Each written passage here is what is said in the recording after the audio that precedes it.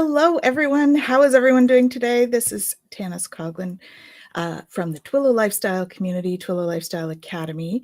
And this is Twillow Talk. And I am here with my beautiful co-host, Jennifer. Jennifer, would you like to introduce yourself, please? Sure. I am Jennifer, and I am a teacher and practitioner with Twillow Lifestyle Academy and Twillow Lifestyle Community, as well as a psychotherapist with My Holistic Self-Counseling. Beautiful. And so we're going to be attempting to do this today.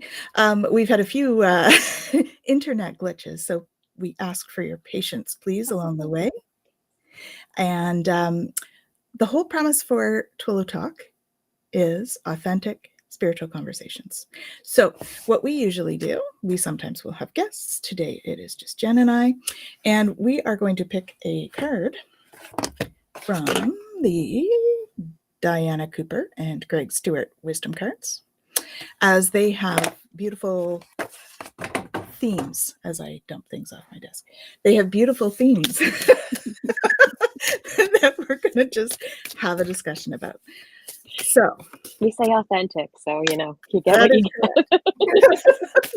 We go with the flow. It's all good. It's all good. All right. Most so what have we got today? Shall we? Oh, this one is feeling like the right one. Oh, that's a good one. This would be one for me for today. The topic is meditation. Meditation. Here we go. And it says, prayer is talking to the divine, while meditation is listening. When you still the chatter of your mind, you enter the silence where all things are known. Connect with the universal consciousness and synchronize with your infinite potential. Here lie enlightened answers which enable you to act with certainty and a deep knowing. Your decisions become wiser and your joy contagious. Remember that a quiet mind bestows immense health benefits and a sense of well-being. It enhances your power to manifest your visions. And the affirmation for this one, so if you guys are wanting to play an active role in this, the affirmation to use is, I create time to meditate. This is a good one because, I can't tell you how many people I talk to and they're like, I don't have time to meditate.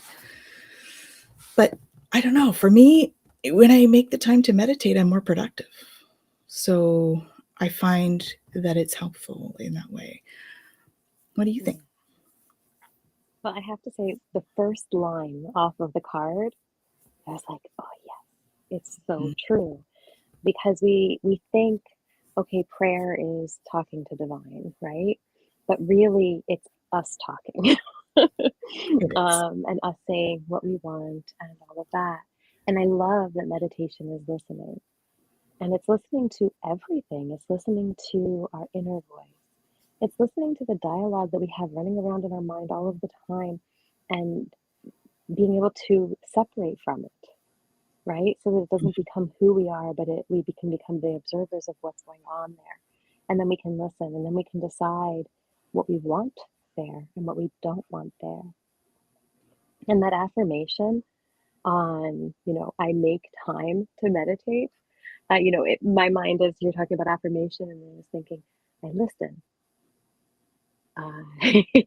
Right? I still my mind. I like all of the different things that people think of with meditation. And I love that it just went straight to, I make time for meditation.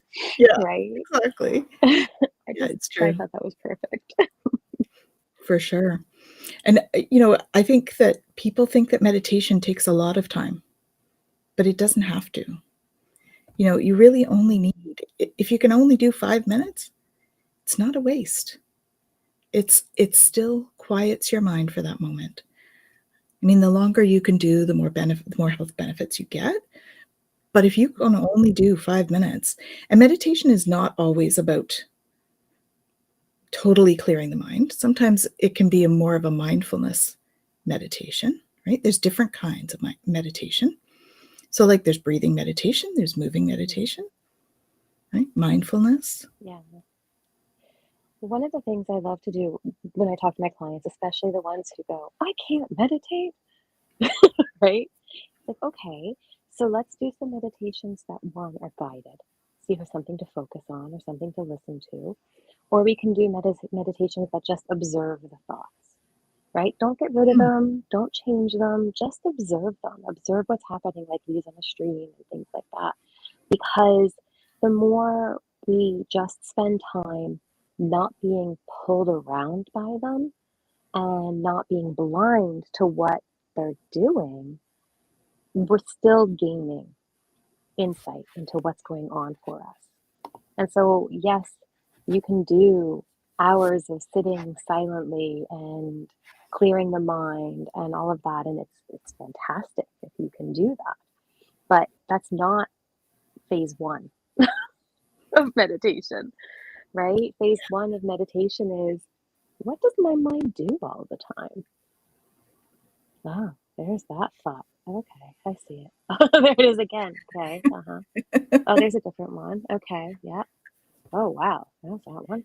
Oh, that one's back again. Okay, that's interesting, right? Yeah, And true. just paying attention to where the mind goes.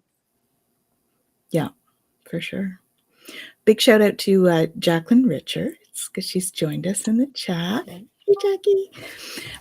She's also one of our co-workers or our co-teachers with the Twillow Lifestyle Academy. She does yoga on Thursday, Fridays, and Saturdays. So check out the site and you'll be able to see when she's doing her classes.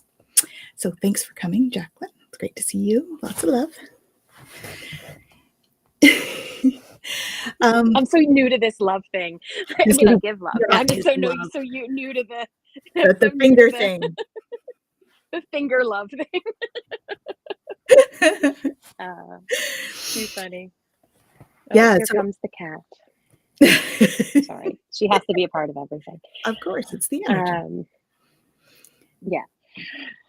I know for my clients, when I do it for my clients, when they're starting out, I'll often start them with one guided, but also if they're like, even if they can go and sit outside, right? Close their eyes, and then I have them tune into their senses.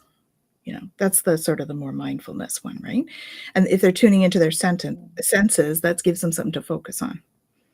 So it kind of helps them to quiet it a little bit so that they can listen. Because I think some of them, you know, there's a lot of people right now that I find have their mind is going a mile a minute, you know, like an ADHD or ADD sort of stuff. And I think that when we can focus in on the senses, it allows us to sort of get a bit of a head start on that. So then we can start to do sort of your yep, there's that thought, you know, I like that. There's a thought. Let's just take that out of there. So I think that's another technique that people could try, right? So they could sit down and they would just, I like it outside because you can feel the sun on your face or you can feel the wind, you know, the breeze, and you can hear like the birds or the neighbor's car alarm, like whatever it is. It's not necessarily about finding that perfect tranquility. If you're doing it like a mindfulness, sometimes it's just about, okay, I need to focus on something else other than the grocery list or the errands I have to do today, or right, that kind of thing. So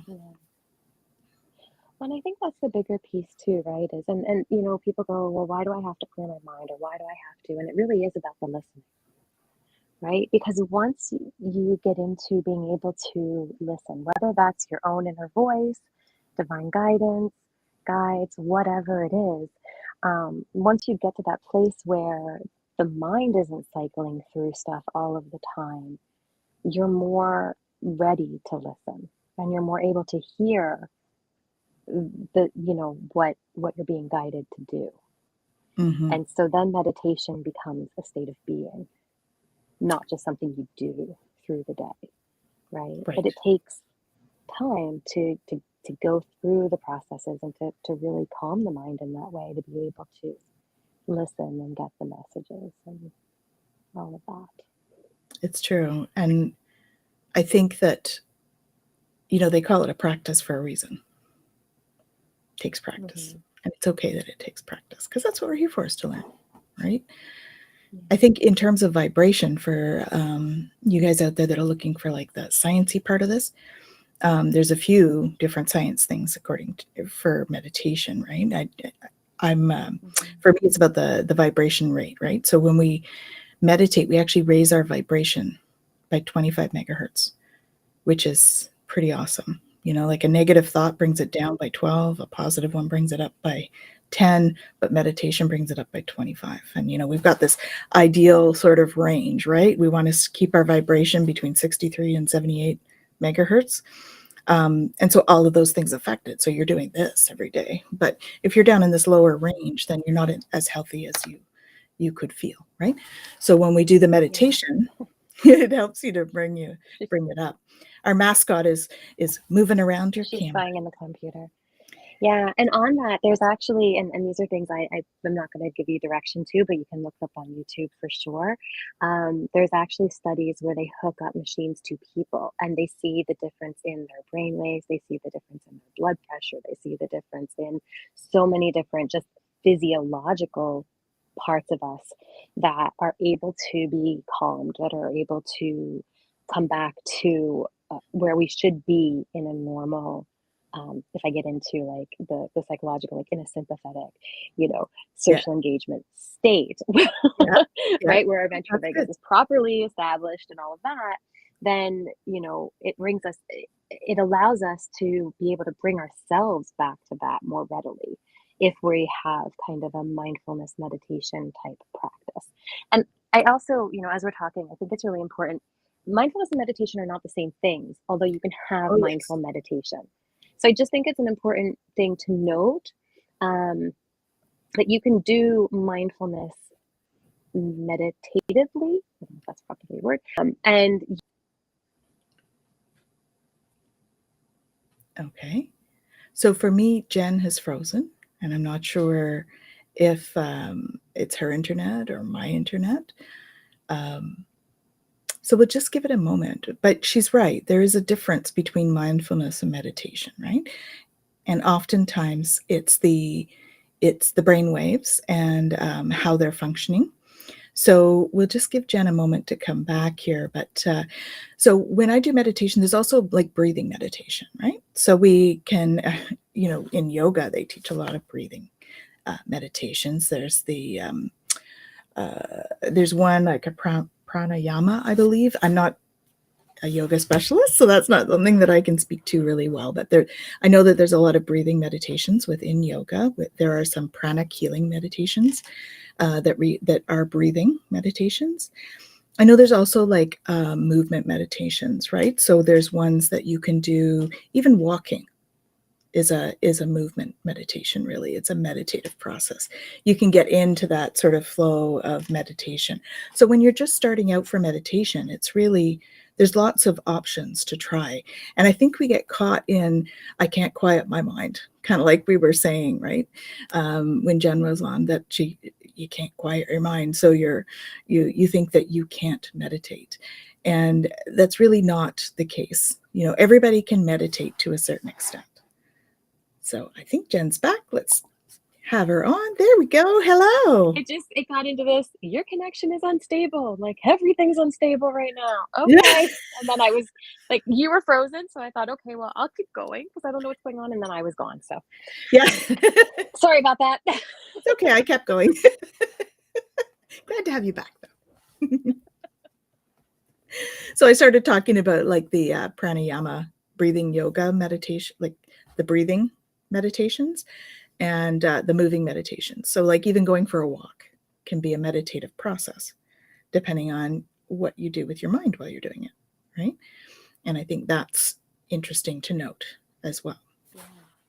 And also like mantra meditation, right? Especially if you're getting into like the there's a lot of different mantras out there. I would just say be mindful that you know what the mantra is that you're doing, especially if it's in another language. But any, mantra meditation can also really bring you into a place of listening, depending on what it is that you're, looking to meditate on. Mm-hmm. Yeah, for sure. And, the affirmations can be a meditation as well. if you're repeating them. I know, for mantra meditation, I don't know whether, I guess you probably have one of these. These are mala beads, right? So there's 108 beads on here. So a mantra meditation would be one where you would probably go through your mala beads and do it 108 times. Because there's a theory, the 108 is how you start to change that thought process. So it's important to have the repetition. But actually, depending on the spiritual practice that you follow or the religion that you follow, mala beads actually have all different numbers. So if you get one and you're like, oh, this isn't 108, well, if it's 99, then it is probably from the Muslim faith. If it's 9, then it might be from the Baha'i faith. If it's right. And so just knowing that they're all a little different, and that's okay. Whatever feels right and feels good for you, they're all, it's the intention. And they all, I think the overall for them is repetition in terms of that, right? So however many repetitions feels right for you according to your practices. I guess there's no real right or wrong way to do this. It's really, I think people really get caught up in, I can't do this right. Yeah. Well, one of my favorite meditations early on, and even still, is using, the names of God for me. That really resonates. So whatever it is I want to bring in, and using those and doing my malas with those. I do that, and I find that so powerful. Yeah. Right. And so even just doing that, and it really, the discipline piece is important, right? And so I know that sometimes, especially now where it's, well, anything can be meditation, and in a lot of ways a lot of things can be, but there is an aspect of the discipline that is really important. And so I don't want to negate that either. And I think that even doing something like the malas can really help with that, right? Because you're very focused, you're going to do your prayer for X number of times, you're going to your meditation, you're going to focus on, whatever it's going to be. For me, like I said, I like to use, the different names of God.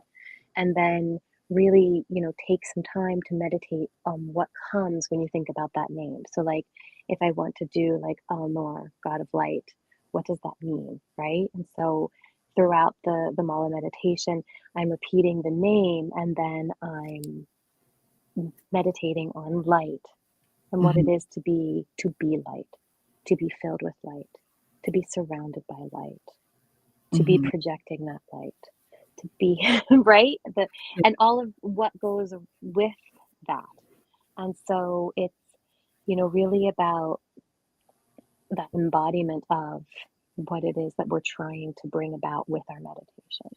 And I think that that's an important piece. And the mind is going to get distracted, and it's like, okay, what am I going to have for dinner? No. Exactly. And that catching it and bringing it back, and really, just, it's okay. The mind does what it does, but the more you have that discipline to catch it and bring it back, the easier it becomes. Yeah, for sure. And the more, and it's going to come easier if you're, I find sometimes I'll go through like stages, and I'll focus on one guided meditation for like a week, or I'll do one name of God for a week or whatever, because I find that helps me to cement it in, because we are trying to, usually when you're trying to create that kind of thing, you're trying to create a change in your frequency, right? To change something within your life. At least that's often how I use the names of God, because like what you were saying, you're trying to bring more light into your life when you're using the one that is your example. And so that is a frequency, according to the energy system as well, right? So, when you're looking at both sides of that, there is that spiritual practice that we look at that it brings that soul forward in our enlightenment and all of that. And there's also the like the science part of that, where we're looking at the frequencies, and each of those names of God has slightly different characteristics of energy, right? And they bring those subtleties of energy into our life. And so it's kind of like repeating or practicing a habit, right? It's like bringing that in over and over again so that you have that as part of a habit, as part of, and your body gets attuned to that frequency. At least that's been my experience with the names of God. Have you found that? Oh, most definitely. Yeah. Most definitely. And I think the other piece too is the more you do something like that, the more readily it's available to you, right? Like anything else. And so, you know, we're going through our day and something happens and it causes us to be upset, or it causes us to be scared, or it causes us to get anxious, or whatever it is. And if we've had that meditative practice, if we've done that as a foundation for the day, if we've brought that in, it's more in our awareness, and we're more likely to remember it, and we're more likely to be able to go back to it, right? And to bring that in as a comfort in that moment. And so again, you know, meditation, yeah, it maybe we're doing it for a time, and maybe it is just a couple minutes, right, in the morning or whenever we're doing it. But it's about being able to bring what comes from that with us into all of the other things that we're doing. You know, and just like you said, you're bringing in those qualities. And, you know, we're talking about names of God, but if that doesn't resonate for you, it doesn't have to be that. Those attributes are universal, right? They are the things that are, you know, light, love, right? Exactly. It's all those are universal part of concepts. that. Yeah. And so, but, you know, if you have that, and that's, like, I like to use this example, and I know everybody's had this. You get a car, and all of a sudden you see that car everywhere on the road. Right. Right? It's in your awareness, it's in your consciousness, you're thinking about it, you have it, now you see it everywhere. And it's the same kind of thing. If we're meditating on something that is bringing that vibration higher, it's bringing us into an awareness of something that is beyond us, that higher self attribute, you know, that connection to universe, that connection to oneness. And then we go about our day, we're bringing that consciousness with us, and that's what we're more likely to see as well, right? And so meditation is so much more than a practice that I do that, you know, happens during this time, and then the rest of my day happens. It's not supposed to be that. Right. Yeah. Well, I mean, that's kind of like like exercise, right? When you exercise something, then you feel stronger for the day because you've exercised the muscle. So it's in a way, it's kind of like that, right? Because you do bring that strength with you then. Yeah. So you bring love in. If you're meditating on love, you bring love with you through the rest of your day.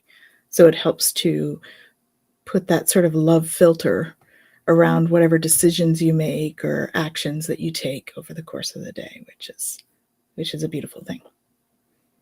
Yeah. So is that the car example there? Is that the reticular activation system? Is that what it is? There's a technical term for that. I might be wrong. I know that, and I might be wrong. That's what was coming to me, and because I think I've heard of that before, and I think it's something like that. Anyway, don't quote me on that. I could be wrong, but yeah, it's pretty cool when you can do that, though, right? When you're creating that vibration for yourself. And you know, there's also the focus meditations, like using a candle, right? Focusing on the flame of a candle. That certainly helps to focus. I find that I get messages when I do that as well. It's almost like a scrying kind of technique, but well, and if you're into, you know, if the flame goes this way, it means this, and if the flame goes that way, it means that, then there's also all those messages too, right? Yeah. Oh, I had a very strong experience with that in my teens. So yeah, know all about that. Yeah. The candle went, like, the flame was so strong one way or the other that I had divots in the wax on either side. Oh, wow. Yeah, it was intense. It was quite the experience. I think I was like 16, so you know, doing things that we probably shouldn't play with, like a seance. And you don't know what you don't know when you're 16. So not something I recommend, folks, okay? Not unless you have special training and all of that stuff. Even then, yeah. We're both like, yep. Yeah. But I think that the candle thing is a great one, the flame, because again, you know, a lot of what we're talking about, yes, you know, focusing on the senses is really good. There's like the 5 4 3 2 1 method, right? Where you do like 5 things I see, and then 4 things I hear, and 3 things I touch, right? You just like kind of work your way down. Cool. But the, I think that a lot of it is, again, those are great for calming the mind, but then getting to a place where you completely can like get out of it, Yeah. right? And the flame can do that because it's almost like it entrances you. The thought kind of just goes, Mm-hmm. right? And then the messages can come, and that's a really great thing, and a great place to be able to hear messages, and Mm-hmm. and then to So be able what to understand what they are. so what do you think the connection is then when we're meditating in terms of going to the other dimensions? Because I know that we tend to do that, right? I mean, that's more like the astral travel aspect of things. You and I do it quite automatically. And so I just thought maybe we could give a little bit of information about that so people sort of understand the dimensions Yeah. of things. I'm gonna Because go back meditation to is that. more about here, right? Being here. Well, yes and no. Like, Okay. I want to go back to the original quote on that card, Okay. Yeah. right? Do you want me to? Again, where prayer, yeah, you can go ahead and read it. Yeah. So prayer Just the first is line. talking to the divine, while meditation is listening. Right. So, mhm. And so, oftentimes when we do, prayer or things like that, it's about in the 3D, Mhm. right? Unless you're doing spiritual work, which is a whole different. But the, meditation is about listening to the messages, and the messages are not from here. Mhm. They're not 3D, and they're definitely not brain messages, Sure. right? And so when we think about, other dimensions and things like that, I mean, even if you want to do like if you were practicing to do like out of body experiences or something like that, you can't just do it unless you're being told, which is something else. But you have to do meditation to get there. Yeah. Right? There's a type of That's true. meditation that happens that gets you there. So, I mean, meditation is one of those foundational practices for any kind of real spiritual growth. It is. Yeah. And the more you can sort of practice, and it is a practice. So the more you practice it, the easier it becomes, right? So, yeah. Awesome. So we're actually coming close to the end of our half hour. Do we have any questions, first of all, from the audience? Because I know that we've got a couple of people viewing. Welcome, Ted Bricks. Thank you for joining us. And, if there's anything, you can put questions in the chat, and they do show up for us here. So if you would like to do that, you're welcome to. I think as we end, maybe we can just sort of give a little summary, right? So what are your thoughts? What is your advice when you do when you start to talk to people about meditation? What's the most important thing people need to remember? Don't give up. Yeah. Don't give up. Meditation is a very personal practice. Mm-hmm. It's very much going to be unique to you. So if something doesn't work, that's okay. Try something else. Yeah. But don't give up the practice. So stay out of self-judgment when it comes to that. Mm-hmm. Right? Don't judge yourself because you can't, whatever, shut off everything. Because it doesn't have to start that way. So just keep at it, right? And if you need support with it, meditation groups are great. I do find that, when you have the energy of the group, I find that people do find it easier to sort of get into that brainwave, right? Because it affects the overall sort of vibration. So it helps to raise that a little bit so that we get into that a bit easier. So it's always easier to tap into a collective. For sure. And the collective, you don't need to be like in a specific group to do that. But I find when we're in a collective and everybody's got the same purpose going forward, that it tends to make things a little bit easier. So that's something to think about as well. If you're starting out and you may be struggling a little bit with it, or and there's lots of great meditation coaches, or like Jen does mindfulness coaching as well. And, I lead groups often with meditation and stuff. So, reach out. We can recommend it if, people need to resonate with the people that they're working with. So, we get that. And yeah. And if you want to just try something and you're not really sure and you're still kind of like, oh, I don't know about this meditation thing, like Calm and things like that, apps that you can look at, have some free ones you can try and see what resonates for you, what you like, what you don't. Mm-hmm. All of those kind of things. I mean, there's a lot of options out there. And then, try a group, and then try an app, and try just going out in nature. Try doing all of the We didn't different talk things. about that. But yeah. Go out in nature. People joke about tree huggers, but really, hug a tree. I hug trees. Me too. I was doing it the other day. We have a tree that lost a bunch of branches, so I was out there giving it Reiki the other day. And I will do more because it's lost a couple. Yeah. When we came to see this place, I went and talked to the trees and gave them hugs and felt the trees, and I'm like, okay, yeah, this feels like a good place. The trees feel good. Yeah. And that's listening. Right? Is. There we're back down to that meditation. We're back to the listening. Can I feel and listen to what's happening around me? Can I listen to the trees? Can I listen to the wind blowing? Can I listen to the water trickling? And then, can I listen to just my heartbeat? Can I listen to the subtle breath? Yeah. As it comes. Now So can I listen to that small voice? Exactly. Yeah. We start with the outer stuff and move in, right? It's kind of how you move forward.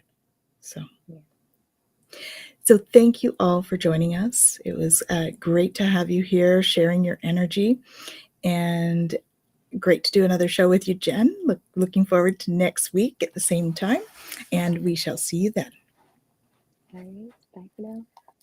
Bye for now. Lots of love.